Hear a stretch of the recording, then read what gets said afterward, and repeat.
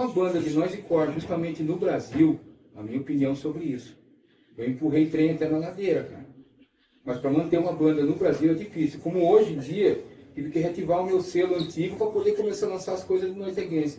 Justamente porque eu vi muita gente querendo ganhar dinheiro em cima disso. Eles acham que o noise core tem que estar na prateleira. O noise core não é uma coisa de prateleira. É uma coisa de faça você mesmo. Cada um tem uma ideia. A ideia minha é simples e clara. Faça você mesmo. Mas não é fácil manter uma banda. Principalmente que tudo é caro. Muita pedra no caminho. E muito nego tacando pedra em você. É o que eu penso, entendeu? E hoje também, uma camada que está vindo aí de nego querendo ganhar dinheiro em cima disso daí. O noise core não está na prateleira e não é, para mim não é para ser vendido. Porque se fosse vendido eu não trabalhava, eu ia viver da banda. Eu nunca ganhei R$1 disso. E nem pretendo. Eu acho que manter uma banda de noise, as dificuldades são, acho que de qualquer banda autoral, independente, né? A ter espaço para tocar, você tem que bancar, né, os custos do rolê e tudo mais. E como a gente é contra, né, os padrões, então a gente sempre vai ter embate, seja político, seja sociocultural, né, o nosso espaço é sempre menor. Então Limitado, né? a briga é sempre essa. Então tem bastante dificuldade, a gente só consegue mesmo porque tem muito envolvimento, muito esforço. O Brasil teve sempre dificuldades, e não é isso que só eu falo, muita gente já falou isso, eu não estou plagiando. Mas aqui sempre as coisas foram feitas meio na raça e numa dificuldade extremamente cruel.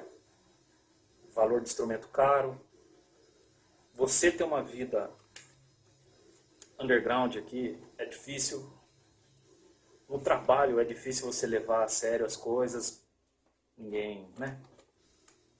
As pessoas montavam suas bandas com sucata de bateria, aquelas guitarras mais porcaria que existia, os baixos mais infame do mundo, as caixas mais coisa de que os caras montavam, sabe, resto do resto. Então os caras faziam com uma gana, uma raça tão fodida, aquela essência toda fez com que surgissem sons realmente primitivos, dedicados e extremos assim, que acabou influenciando bandas até de fora até hoje. Não sou perito para falar isso, mas eu acho que o Brasil, assim, os caras que vivem, as minas que vivem e fazem tudo, desde do fanzine, vão em rolê, tocam nas bandas, eles têm uma raça muito intensa, assim. Eu acho que é por isso que o negócio vive até hoje funcionando. Sabe, não é uma moda, não é algo passageiro na vida dessas pessoas. Para você ter uma ideia, fazer uma gravação naquela época custava muito caro. E ter instrumento, dificuldade, não tivemos apoio de ninguém, a não ser de nós mesmos. Que vinha uma pessoa do Eduardo Gomes com material, vinha um cara do Bugio, vinha um cara do Marcos Freire com baixo, outro com a guitarra, e ia para o Santa Teresa. Então a cena ela começou a circular, né? No Eduardo Gomes tinha um coletivo de bandas lá, onde cada um levava um pedaço e começou a ensaiar, como se diz, num barzinho que tinha lá. As bandas começaram a se cooperativar, né? E isso daí foi muito importante para a gente resistir até os dias de hoje, que ainda rola muito esse esquema de você não ter uma coisa e outra pessoa ter. Então, cada pedaço, o cooperativismo, o lance do libertário e do anarquismo, contribui muito com isso, nas nossas vivências, no nosso dia a dia, né? Então, naquela época não era fácil, não. Tinha que ser tudo na tora mesmo. Para você ter uma ideia, para se fazer gravação, a gente contava muito com o apoio da Sublevação, né? E eles que tinham uma aparelhagem melhor, mas Tassim sempre abria a casa dele pra gente e tinha umas sessões de ensaio na qual ele dava um apoio para a Lipropenia, gravar lá, nós gravamos no Demotape lá, Olho por Olho gravou lá. Então, estúdio nem sonhar naquela época, porque não tínhamos recursos. Então, para você ter ideia, era tudo mesmo assim, casca grossa mesmo, ao pé da letra, viu? Na verdade, o negócio está na veia, né? Porque ou você ama ou você odeia. Porque o estilo de som que a gente faz é mais odiado do que amado, né? Então é uma coisa que está na veia, na compreensão de quem gosta, porque A gente consegue ver a felicidade nas pequenas coisas também, né, cara? Quando você vê um amigo seu tocando, vê uma pessoa de longe que, se não fosse pelo som, você não veria, talvez, nunca mais, né? É uma coisa que, pelo menos, eu não vejo em outros rolês, né?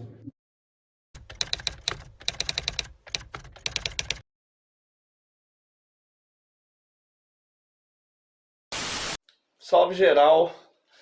A Nihil Gun é uma banda de sonoridade indefinida que surge em meados de 2014 e desde então sempre esteve na ativa dentro do underground e da cena anarquista libertária brasileira.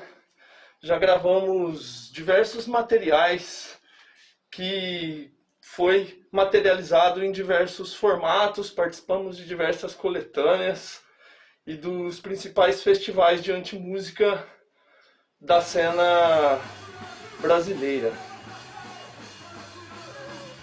Como se manter vivo e ativo na cena e ter uma banda durante algumas décadas? A Nihil Gun vai fazer 10 anos o ano que vem.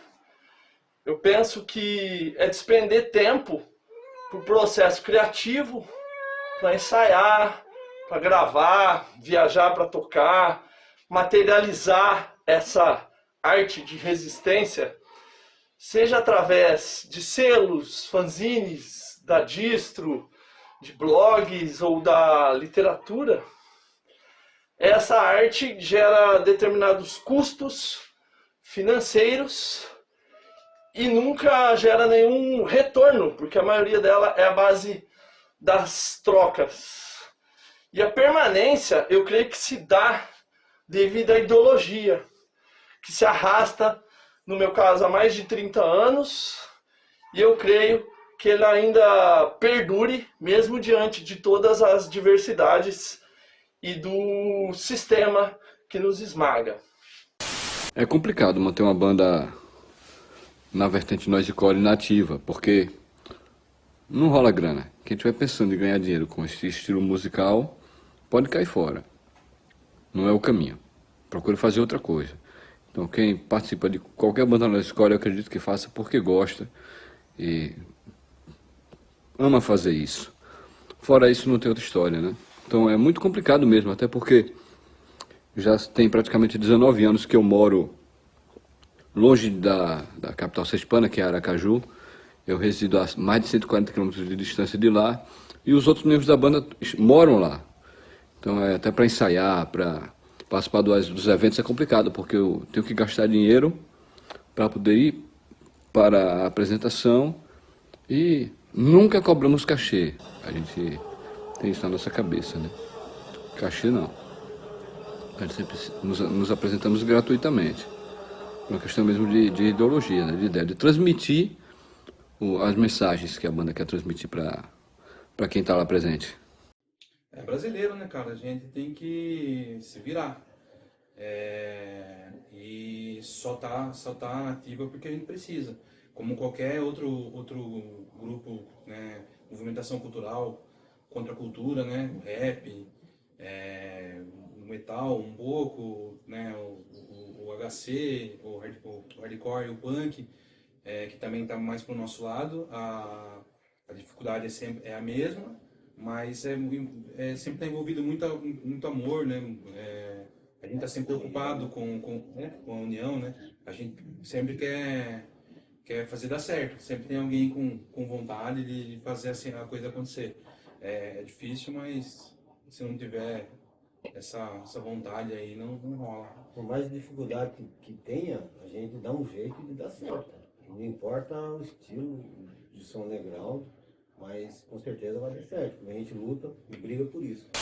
As dificuldades das bandas da época de 90, 89, o underground aqui no Brasil era enorme. Falta de aparelhagem, equipamento que correspondesse. Tínhamos equipamentos super fracos, com poucas potências. As guitarras a gente conseguia comprar as mais baratas. Estou falando nós aqui de Salto, não sei como que era outras pessoas aí na região, mas aqui em Salto a gente conseguia comprar os equipamentos mais baratos. E para fazer os ensaios, a gente juntava, um tinha guitarra, outro tinha uma caixa, outro tinha um baixo, e andava, atravessava a cidade aí, quilômetros e quilômetros com caixas nas costas, e ia na casa de um no final de semana, outro final de semana ia na casa do outro. E era essa rotina, essa peregrinação para poder conseguir fazer o ensaio. Mesmo na época do Extermínio Brutal, antes de eu e o Panqueca sair, a gente chegava aí de bicicleta, eu e ele. 2 em uma bicicleta, ia para Indatuba, ia para outra cidade. Próximo, mas íamos de bicicleta.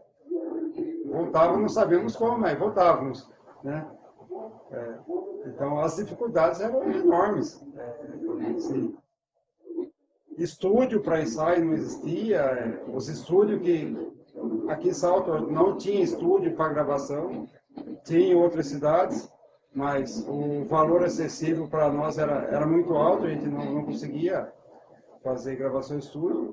A gente teve sorte em gravar bons ensaios e bons ao vivo, porque não tinha condições de estudo.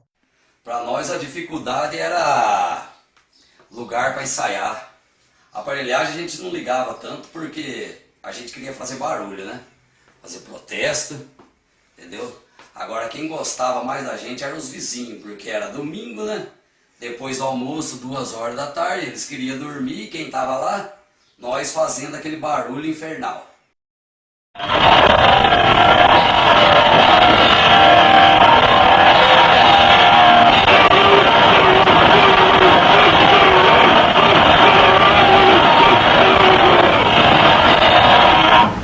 Então, a respeito do Festival São Carlos, é um evento que acontece na cidade de São Carlos, né, feito por amigos lá, né, o pessoal do Noise, do Industrial Holocaust, do Nilgun, eu acho que mais uma galera, né, que tem lá um coletivo lá, né, e já tem um bom tempo que está sendo organizado, né, e, nossa, cara, é um evento maravilhoso, cara, assim, eu tive o prazer de ir na maioria deles, né.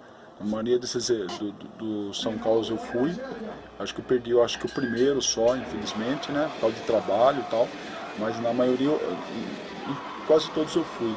É uma honra ver, né, meus irmãos aí da cena aí, né, sempre fazendo, batalhando, né, pelo movimento underground, né, meu, um puta espaço lindo, eles conseguem sempre fazer o evento em chácaras e algo assim, né, então, cara, é sensacional, é a revitalização do underground, né? Você vê pessoas que, puta, nos anos 90 tava batalhando pela cena, você vê hoje todo mundo junto, né? Na correria, né, meu? Várias bandas irmãs participando dentro de uma cultura totalmente underground, totalmente faça você mesmo, né? Sem estrelismo, né? Sem snob, né? E outras coisas, né?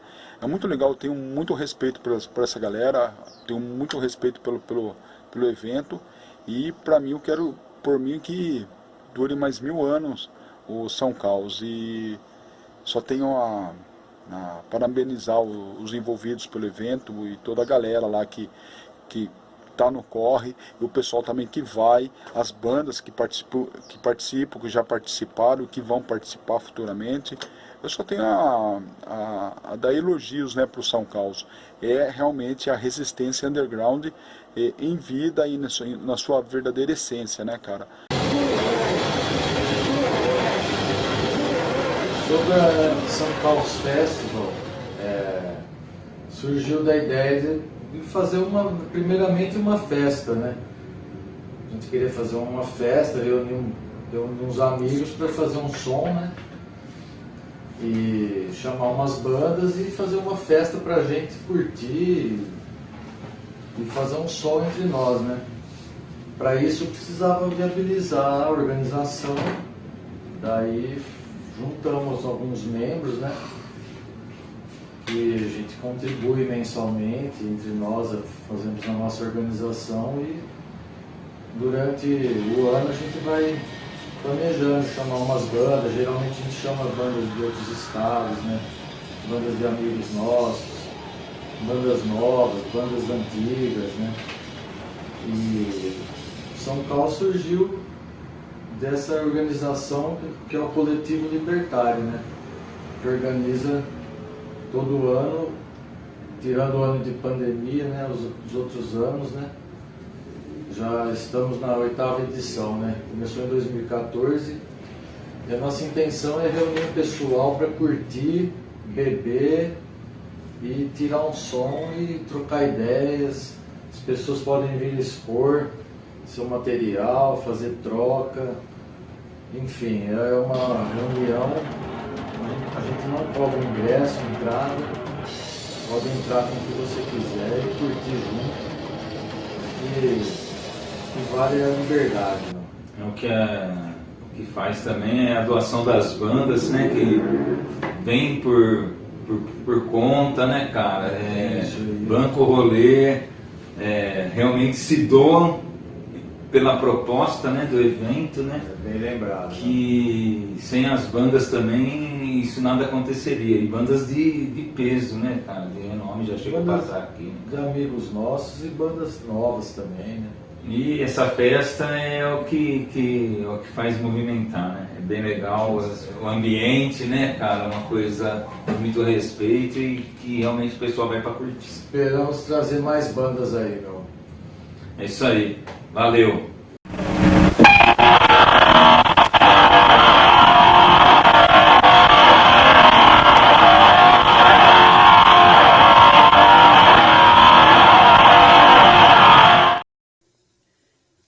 E nisso, aqui em São Roque começou a ter uma cena muito, mas muito forte. Vocês podem conferir no documentário que saiu. Chama Destruindo a Tranquilidade, que foi realizado por mim e pelo meu amigo Paulo. Está aí na internet. E em São Roque tinha muita gig, de 95 até os anos 2000 e, sei lá, 13, 12. Teve muita gig aqui. Que eu e diversos amigos organizavam. Tinha o Festival Musical Destruction, que a gente organizava em bar. Eram festivais bem bacanas, que reuniam bandas de amigos, que tocavam diversos tipos de som. A gente nunca foi restrito a só o barulho, a gente chamava bandas de death, black, punk, hardcore, tudo que tivesse assim a ver com a cena subversiva na época, a gente chamava, entendeu? E São Roque estava ali, não só tinha como essas gigs, as bandas, e tinha fanzine, tinha um pessoal ativo na rua, a gente se encontrava muito em praças e bares e ficava lá conversando, filosofando sobre tudo que a gente queria que acontecesse aqui. E no planeta, a gente era inocente nessa parte, achando que ia... né? Mas era uma coisa bem bacana, intensa. Eu agradeço muito a galera daquela época lá, aprendi muito com eles. E realmente São Roque teve uma importância muito grande aqui na região. Mas eu não falo só São Roque, como naquela época o Brasil todo tinha uma força muito grande e está tendo até hoje, em termos de underground.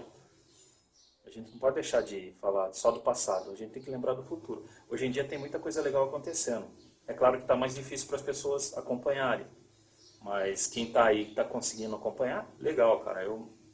É total meu apoio, assim. E vejo isso de uma forma bem positiva, porque eu vejo que as pessoas estão fazendo coisas que eu já fiz no passado e gostaria de estar fazendo no presente, mas estou meio impossibilitado, tá realizando determinadas coisas, entendeu? E acho que é isso. Bom, Brasília era uma cena pequena, tá? Uma cena pequena, não é? Brasília, apesar de ser capital do Brasil,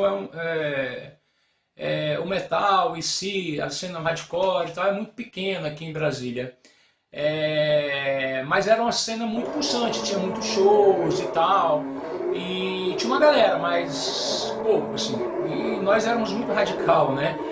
Acho que a característica principalmente do underground era o radicalismo daquele período. Então a gente não se entrosava muito com os outros e tal. Mas grindcore mesmo era poucas bandas, tá? Eu praticamente era mais o Fecaloid mesmo. Tanto é que a gente andava mais com os punks, né? e com os death metal ali do que com o restante. Você tinha poucas bandas assim, né, nessa linha de grade noise, como era também o Fecalóide. Pouquíssimas. Então, a cena aqui teve altos e baixos, quase como todos os lugares. Só que a cena aqui também teve momentos fortíssimos. Tanto é que rolou algumas ocupações, espaço cultural, bandas no estilo noisecore, era No Menstruation na época, né? Tinha uma banda de Birigui Eternal Funeral, aqui tinha o Descarga Suburbana, que é Industrial Noise, Ameaça de Penápolis, tem Acadêmico Worms, que foi em Neves, aí rolou várias bandas, BON em Ribeirão Preto, EAC, uma banda aqui de Rio Preto também. A cena aqui da cidade teve um momento forte, rolou várias manifestações, rolou várias manifestações e eventos, rolou várias gigs aqui com várias bandas, assim, não só noisecore, né, mas hardcore, como Rest, Birigui, Denúncia e outras bandas, rolou várias bandas, né. A banda mais barulhenta da nossa cidade, Uberaba,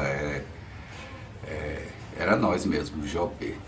E tinha a banda dos punk também, que era o Claustrofobia, né? Que era um nós, assim, bem... A molecada não sabia tocar porra nenhuma também. e era mais um som, assim, pra mostrar a revolta mesmo, politizada e letras sociais, né? Temas sociais. E a cena local, assim, a gente ficava muito do lado do estado de São Paulo, que é o estado vizinho do nosso, e a gente ia muito para Ribeirão Preto, para casa da galera do Infernal Noise, ia para Indaiatuba, para a galera do Extermínio Brutal, muito para São Carlos, para casa, inclusive a gente tocou em São Carlos, já tocamos em Limeira, no Cerebral Mutilation, em 92. E Uberaba também, já organizei uns eventos lá. E a gente, coisa de moleque, né? Assim, sempre tinha umas tretas, né? A gente tinha umas tretas. As tretas nossas eram mais por causa do radicalismo da época. A gente não queria passar som pra ninguém, pegava. A gente, nas correspondências, pegava muito som.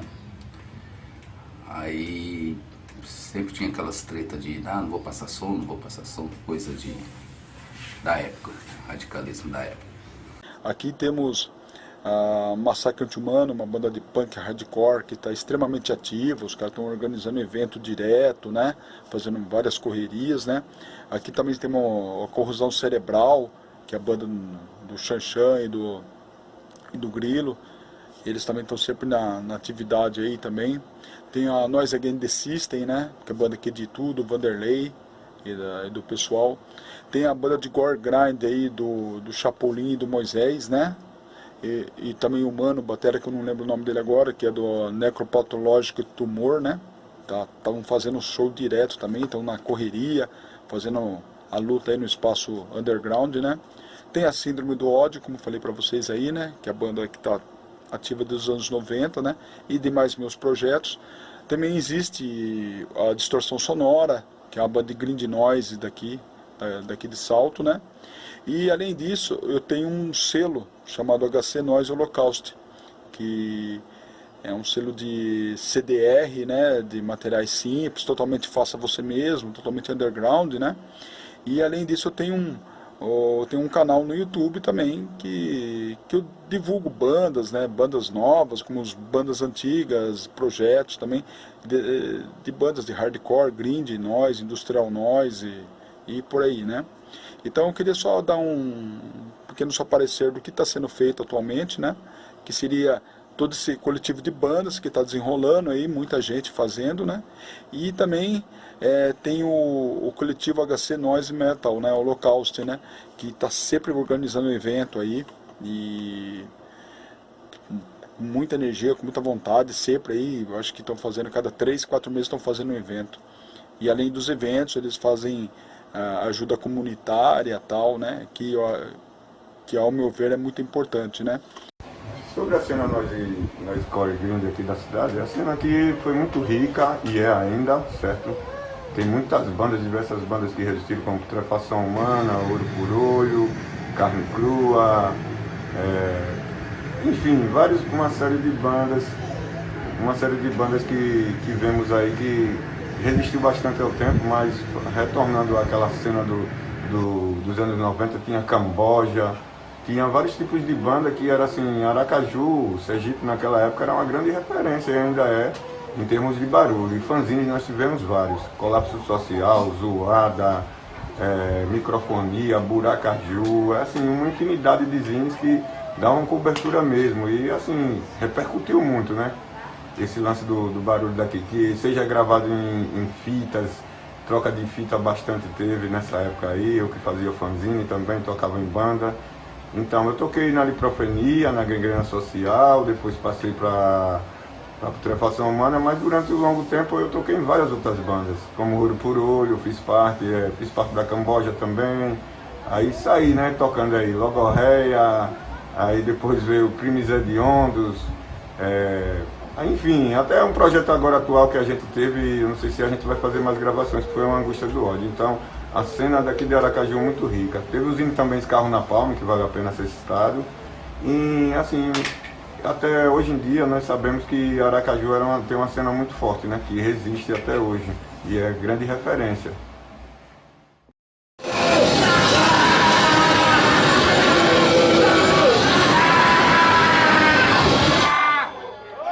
Então, acho que a cena brasileira deixou uma marca muito grande fora do Brasil, né? Principalmente essa cena noisecore, né?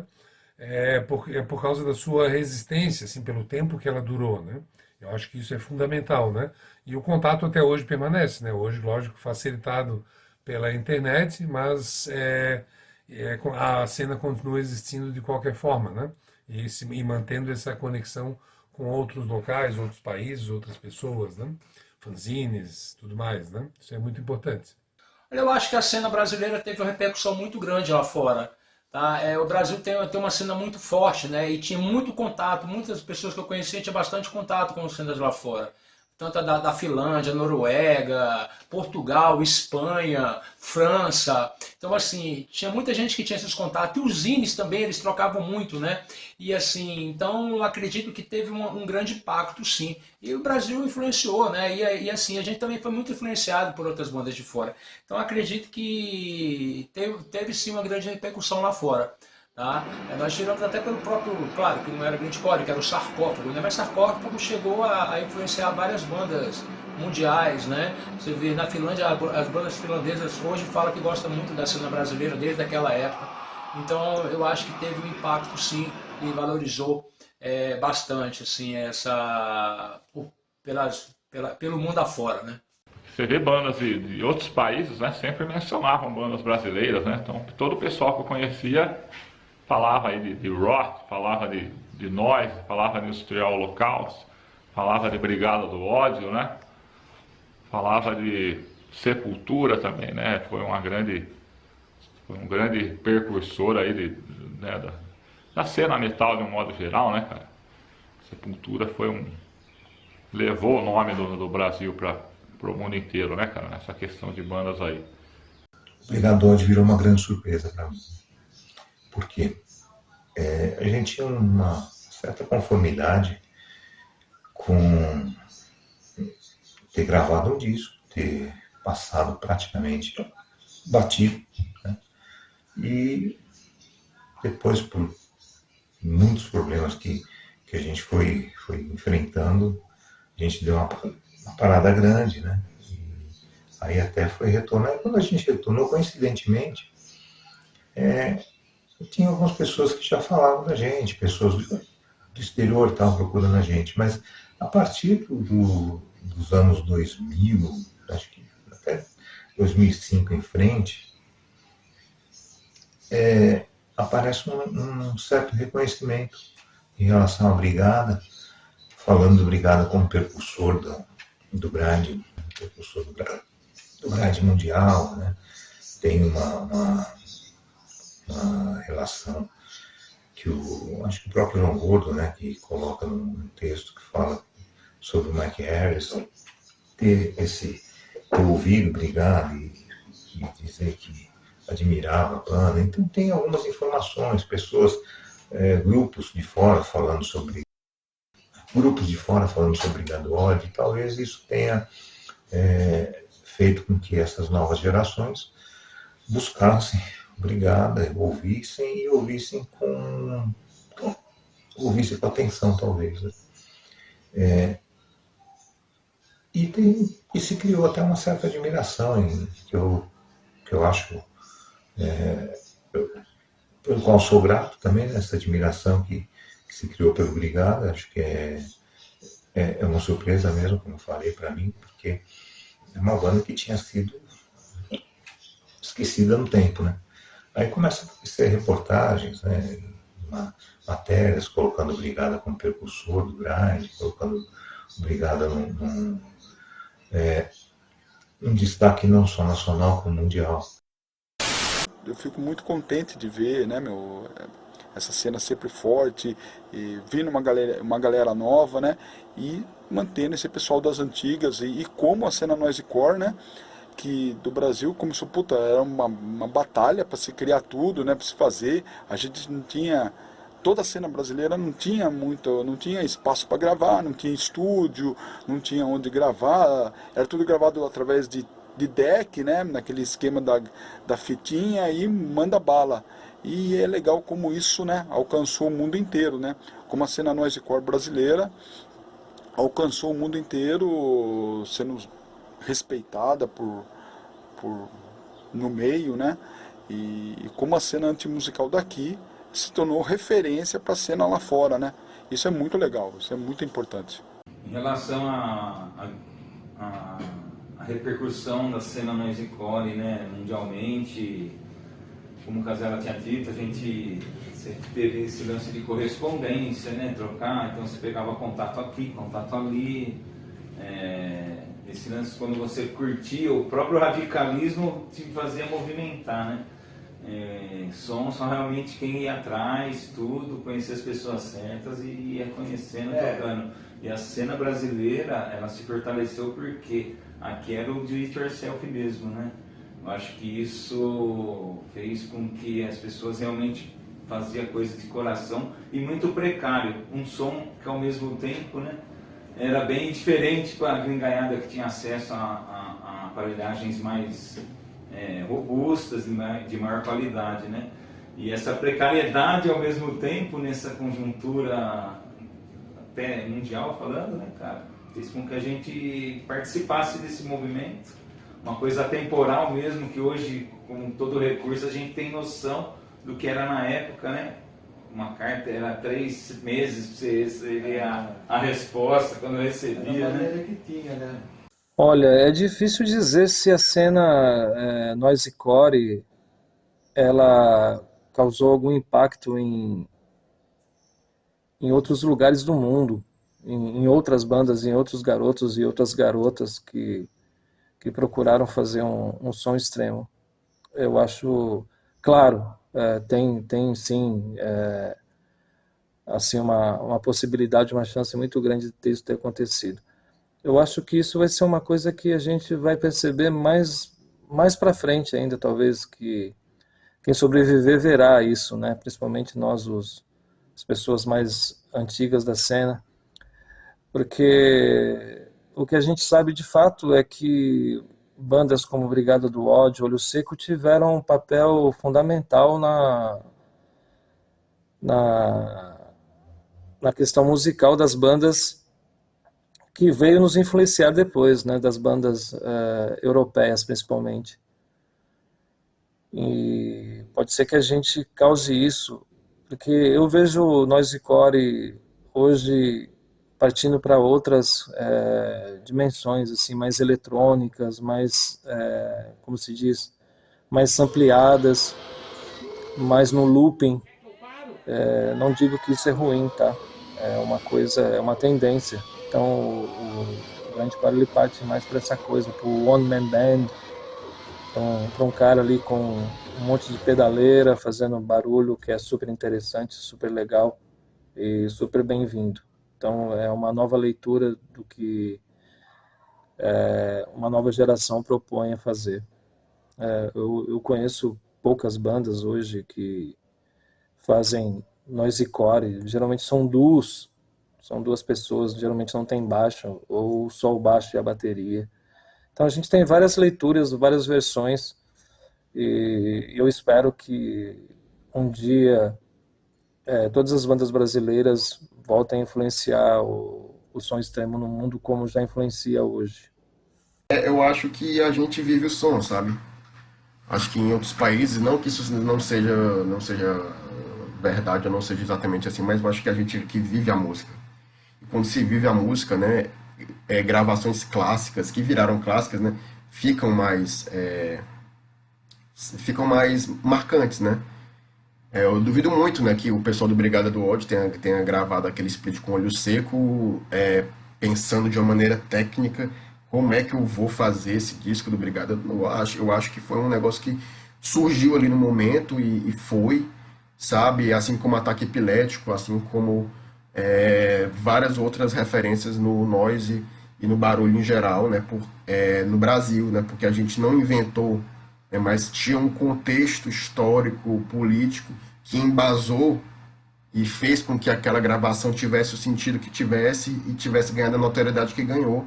Né? Há exemplo também, que foi reeditado, que eu não tenho como não mencionar, o Necrobutcher, né, que trocando ideia, né, com a galera, eu, inclusive com o Cristiano, meu amigo, né, tipo, não foi um negócio pretensioso, foi um negócio que surgiu e hoje em dia tem essa repercussão, né? Porque as pessoas veem para muito além de música, né? Não é sobre tocar, é sobre viver uma parada que está para muito além ali. E é muito claro, e em meu lado, assim, eu posso dizer sim que vivi isso em outra geração, de outra maneira, por outras perspectivas, mas vivi, sim, com toda a intensidade possível.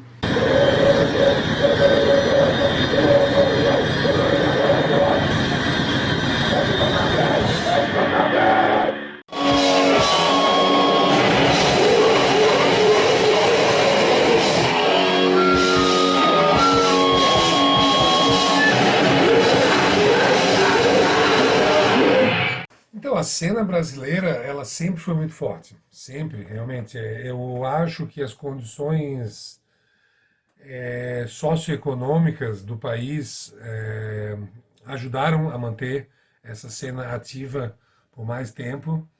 Eu acho que o fato de termos um país que antigamente se usava a expressão o terceiro mundo, né? O fato de a gente... a própria cena noisecore, hardcore, grindcore, né? Todas essas cenas sempre foram muito politizadas, né? Então essa politização fazia muito sentido dentro do cenário brasileiro, né?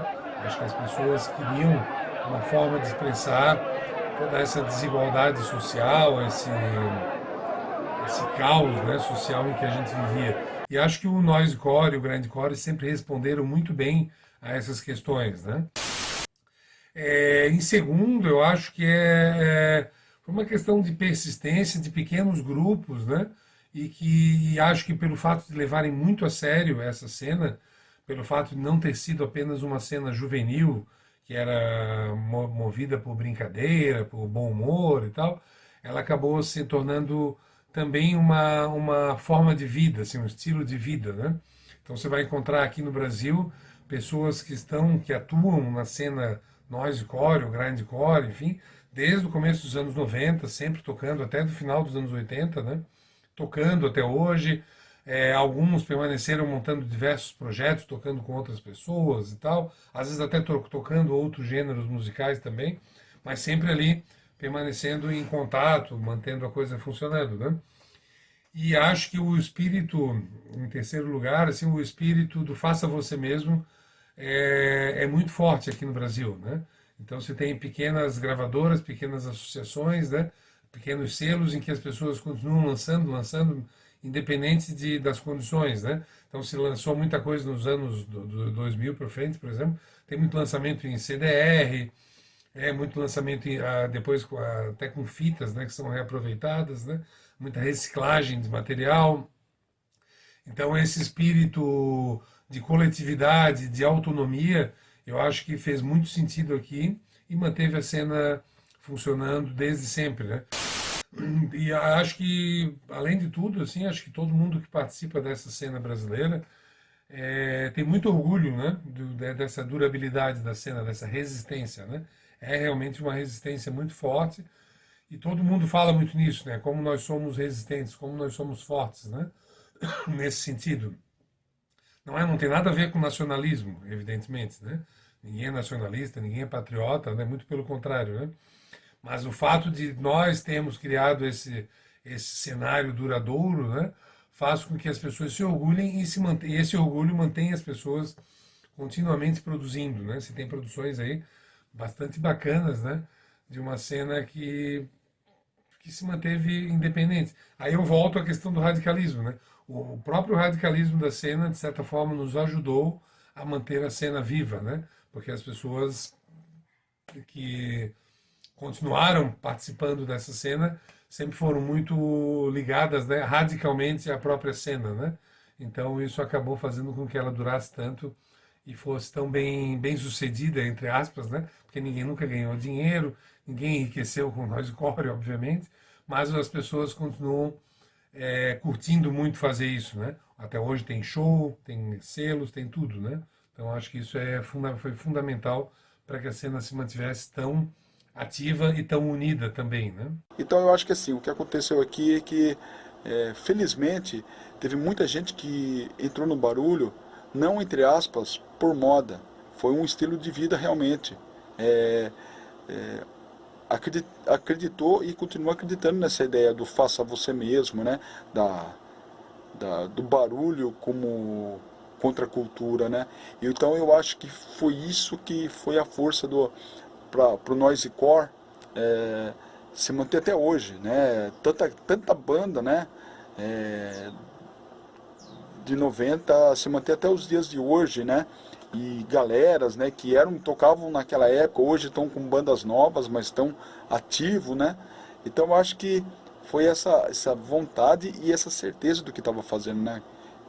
O cara queria fazer, era uma energia que se manteve até os dias de hoje, né? Existe a resistência Noise Core, mas nos finais dos anos 80, começo dos anos 90, tinha muito mais gente envolvida nesse processo.